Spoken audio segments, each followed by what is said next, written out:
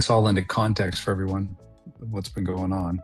Oh, right here. Call it the real estate dragnet. So if you all remember last year, what was the concern? It was the Corporate Transparency Act, right? And all this reporting on business entities that was going to come into effect.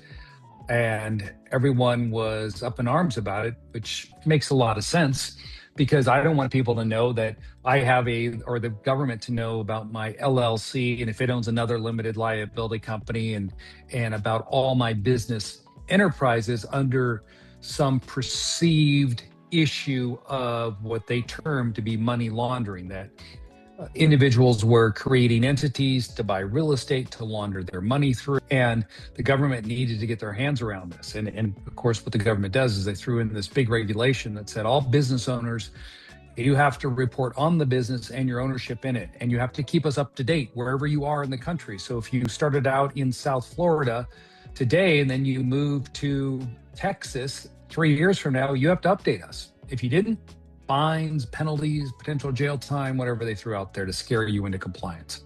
Well, thankfully, we had a lot of business groups that just said this is bogus. And they pushed back against FinCEN, Treasury from trying to implement this, and they won some injunctions. And it's because they understood that the people that run businesses, it's just another burden that they would be placed upon them for reporting purposes, something they had to fill out every year. Made no sense. So it got put on hold.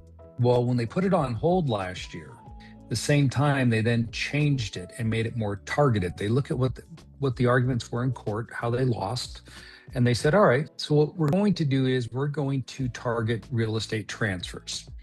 Already been doing this through these GTO locations throughout the United States where they feel that money laundering has been taking place in real estate. And so there are several identified areas in the US that if you buy in an area like that, information is collected and reported on you. So now they just wanted to take it and make it the entire country. So what they proposed, and now is in effect as of March 1st, a couple of days ago, is that any property transfers now, unless it falls under an exception, any property transfers into LLCs or trusts require reporting to FinCEN. So let's start off with talking about what's not reportable. So the things that are problem is that the way I buy, I'm subject to reporting now. The way the FinCEN regulations are written is that if I buy residential real estate and it's not financed, that means it's not financed not by a hard money lender or a private money lender. It's not financed by a regulated financial institution. So if ICE or a Wells Fargo or a broker financing my deal, then it has to be reported. So I can't use other people's money to put my deals together. I can't use my own money to put the deals together, straight on cash deal, and avoid reporting. And then, of course, the last thing is, do you buy in an entity, such as a trust or an LLC? I mean, what you're seeing at here checks all the boxes for me, the way I buy real estate. And a lot of the people that we work with, they buy real estate this way. And so that makes it a reportable transfer. Or we have this situation. Somebody buys property to the FinCEN, to Treasury.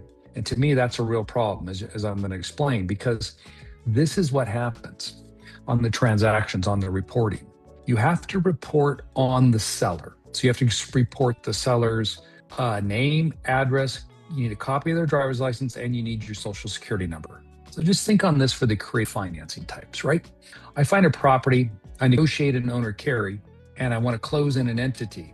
Oh, by the way, seller, as part of this deal, you need to give me the following information on you so I can turn that into FinCEN. I don't know how many entity I got to collect on the seller. Now, in addition to that, what you have to report on is that if you're using funds to close on the deal, they want to know how much money was paid, where the money came from, which financial institution, and they want to know the account number associated back to that. So I want to know everything on your entity, okay, business address, where it was filed, EIN number, and then I want to know everything on the members of that entity. Okay, their personal address, a copy of the driver's license or passport, social security number, of course, and then address. So this is all being collected. Now, what they stated the intention is to prevent money laundering through residential real estate, that they feel that this is a problem. But how is that data then going to be used? Who's going to have access to that? His name or in someone else's entity? then I think you run the risk of acceleration problems going forwards. And I can see why they would have access to it, because the argument you make to them, hey, we need to be able to monitor this to make sure that people aren't using straw man transactions in order to work around the rules. So as long as we have visibility, we can help you identify where those culprits might be that are trying to launder money. I see that is a viable argument that they would make. And so that can have an impact on a lot of the creative deals that we as real estate investors have utilized for years to purchase real estate. To put the capper on it, they just, if people don't report, we're going to penalize them. Close to, I don't know where they came up with this number, $1,394 per transaction, right? And then there's other penalties if they show that you've done several deals like this in the report, because you have 30 days after the deed has been signed to prepare this report and submit it.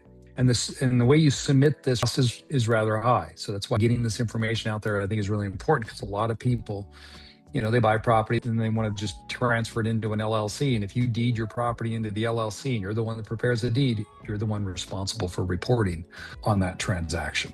Okay, so knowing real estate, we are not referring to commercial, nor am I referring to raw land. The only time raw land is going to get picked up under this regulation is if the raw land, say you're buying a lot in a housing development and you intend to build a property on it, a home, a residential real estate, then you have to report. But if you buy, 5 acres, transfer itself. So when we have this property and it's owned by Tim, okay, so Tim owns this house. If Tim owned the property own name, I'm just going to tell you this right to begin, so you understand this will build and you'll understand how the subject to strategy is going to work, or seller financing strategy. So if Tim owns this house and he wants asset protection for it, he does not want to report, then Tim cannot merely transfer it into an LLC, which I used to do all the time. Our firm, we do this for clients all the time. Prior to March 1st, we just deed it right into the LLC. Tim, you could do that. And of course, your LLC leads into what I'm about to explain to you, is you'd set up a trust. You set up a land trust is what you need to create. Now, if you're not familiar with the land, let me explain something to you. A land trust is a grantor trust. This is a grantor trust, like I've just described. Unlike an LLC, a land trust is not recorded. You don't have to file with the state to set up a land trust. You can sit here. I can sit here at this table. I'm in Tucson because this trust doesn't get recorded anywhere. So no one can see the terms of the. So the land trust is a special tool for this FinCEN regulation because there's a carve out in the regulation. It states that if Tim deeds property into a grantor trust, so in order for Tim to qualify this trust as a grantor trust, Tim must be the grantor and he must be the beneficiary of the trust. So when we create the trust for Tim, I state that Tim's a grantor and I state that Tim is the beneficiary of this trust. Remember, beneficiary equals owner. So Tim's down. Now, the other part of that you have, party to the trust, is what is referred to as the trustee. Now, the trustee is the only information that you will see on title, okay, when somebody holds title in the name of a trust. For example, if Tim has his prop 732 Broadway and he transfers it into a trust that he decided to name the 732 Trust, title would run from Tim to the 732 Trust. That's what you would put on the deed. Plus, you have to put the name of the trustee.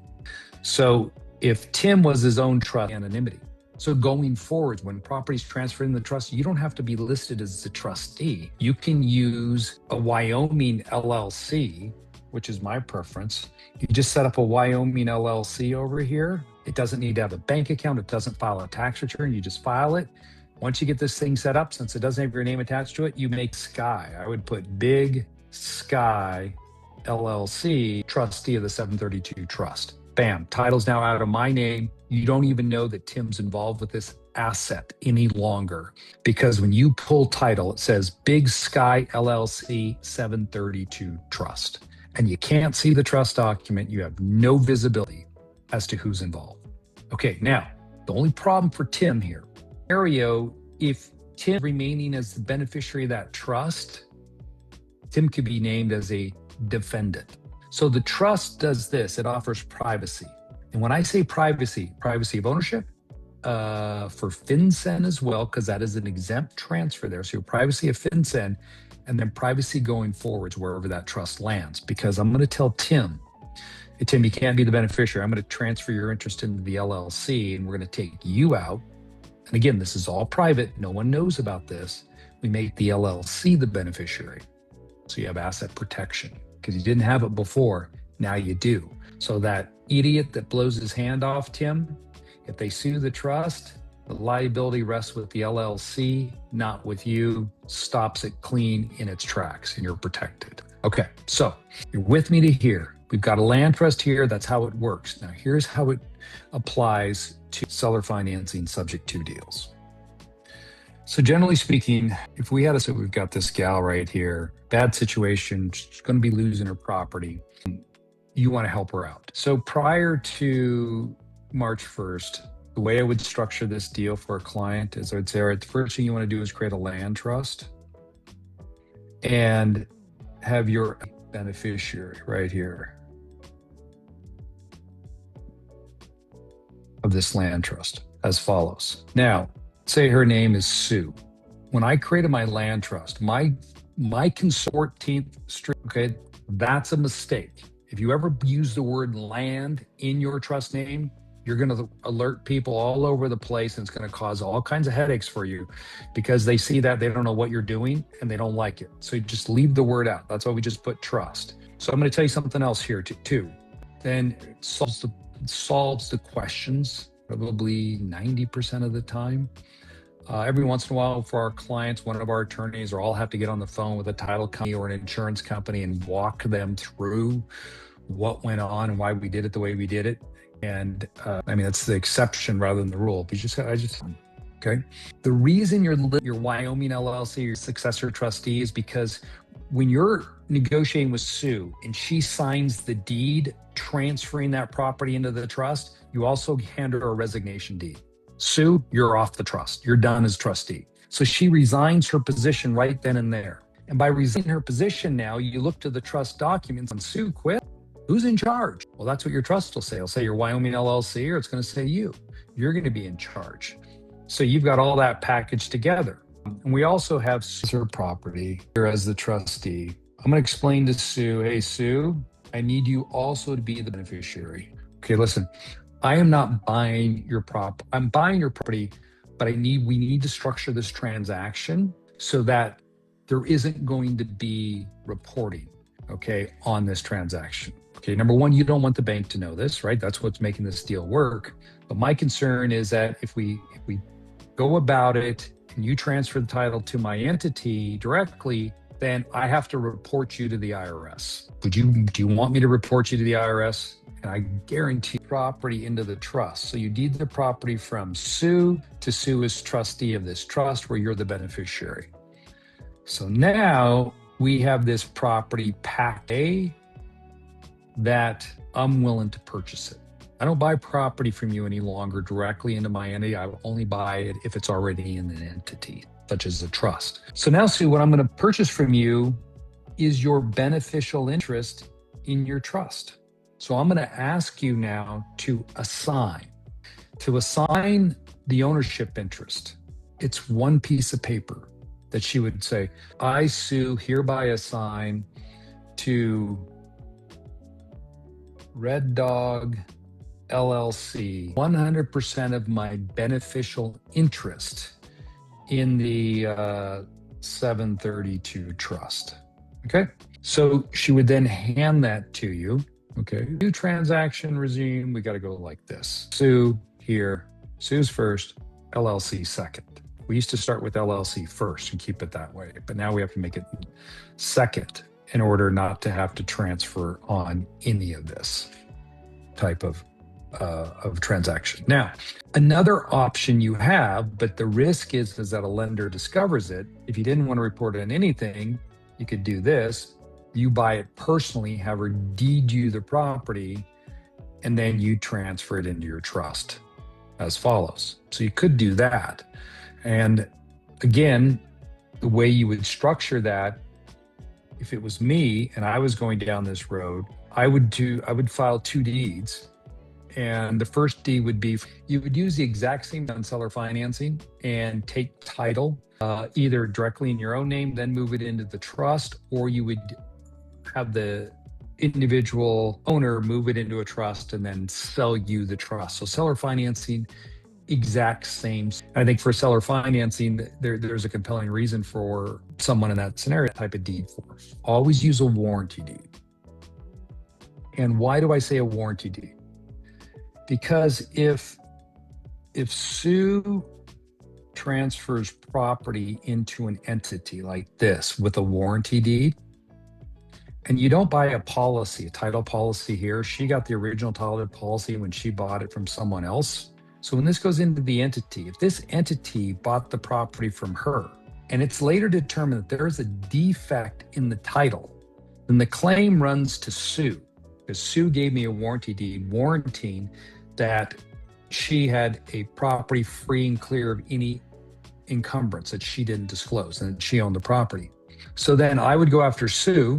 Sue would turn that over to her title insurer. Claim deed, my property right now, should I do that? Do not use the quitclaim deed, use a warranty deed to transfer it in. How can the FinCEN not trigger when the seller deed to the property than the beneficiary? You kind of already explained that. Yeah, because the regulations only refer to transfers of real estate, not transfers of entities. So I can have a property with an LLC like I just described, and I can sell that LLC that owns the real estate to a third party, and I don't have to disclose that. I mean, that's kind of the problem here with what they've done. When you start digging into it, and you think, well, wait a minute, if that's what we're trying to track, you can work around it once it's in an entity. So if I'm a Russian that's trying to launder money, what am I going to do? I'm going to find property that's held in an entity, and I'm going to go that route, and I'm not going to buy the property directly. It's so easy to work around. It becomes stupid that they even put this burden on us. So Andrew was saying, this is me here, and this is me here. So I set the terms for myself. I'm not going to tell myself, yeah, I won't loan you an entity $1. And in exchange for me agreeing to loan you that, I want a secured interest. I need collateral, and the collateral is the equity in this property. So this then grants me a deed of trust against this asset.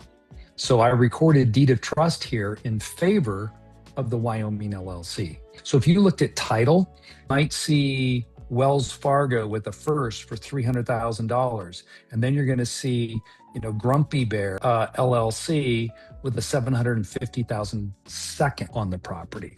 And so whenever you need to, you can always release it, but you just did it yourself. So this strategy, people say, well, Clint, you don't have it does not matter. It's seller financing. Maybe you currently have properties, and we'll design out a plan that will protect your assets, provide you anonymity. And so what we build is systems. We're not about just creating LLCs, although we do that, and we do a lot of tax work as well for our clients, but we build out a system that looks at how do we best protect you for the types of businesses that you're currently involved with, what you want to do, and then how do we minimize your taxes. And it's completely free. If you don't want to use us, you don't have to. But we build a lot of trust with our clients, educating first for this. This is great. Yeah. Can't thank you enough. There's a lot of conversation going on.